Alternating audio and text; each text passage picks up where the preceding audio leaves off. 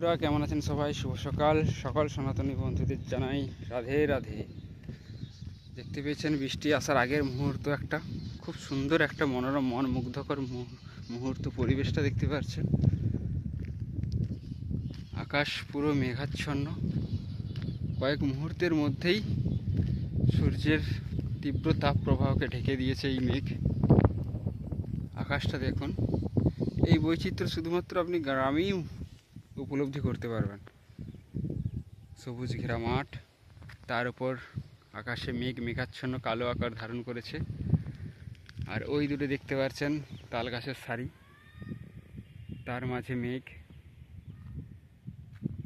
সেই রবীন্দ্রনাথের কবিতা তাল গাছ এক পায়ে দাঁড়িয়ে সব গাছ ছাড়িয়ে, সেই কবিতাটি মনে পড়ে যায় এই দৃশ্য দেখলে। আর সাথে দেখতে পাচ্ছেন গ্রামে গবাদি পশু গরু মাঠে ঘাস খাচ্ছে, চড়ছে। এই দৃশ্য কিন্তু আপনি একমাত্র গ্রামেতেই উপলব্ধি করতে পারেন। এর জন্য আপনাকে গ্রামে আসতেই হবে। এই যে সুন্দর হাওয়া দিচ্ছে, ঠান্ডা ঠান্ডা বাতাস, হয়তো কোথাও বৃষ্টি হয়ে গিয়েছে, তার কারণে এই ঠান্ডা বাতাস বইছে। ওই দূরে সাদা মেঘ দেখা যাচ্ছে, ওখানে বৃষ্টি চলছে দেখা যাচ্ছে। ওই দিকটা পাঁশকুড়ার, তো পাঁশকুড়া সাইডেও সম্ভবত বৃষ্টি হয়েছে। আর এদিকটা ডেবরার সাইডেও সাধারণত বৃষ্টি হয়েছে, যেটুকু আমার কিছু বন্ধুরা বলল।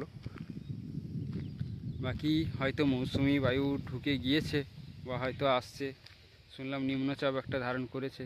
বাকি আপনারা ভালো থাকবেন, সুস্থ থাকবেন। কিন্তু এই মন মুগ্ধকর দৃশ্য, শান্তিময় দৃশ্য, মন শান্ত করার মতো দৃশ্য একমাত্র কিন্তু আপনারা গ্রামে উপলব্ধি করতে পারবেন। খুব সুন্দর নিরিবিলি দেখতে পাচ্ছেন জায়গা, সবুজ ঘেরা মাঠ, চাষ উঠে গিয়েছে চাষির, আবার চাষের সময় আসতে চলেছে। এই মাঠ সোনালি ফসলে ভরে উঠবে আর কিছুদিন পর।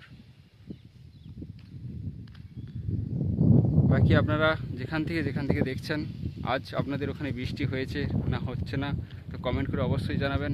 বাকি ভালো থাকবেন, সুস্থ থাকবেন, সবাইকে ভালো রাখবেন। আসছি পরের ভিডিওতে। টাটা।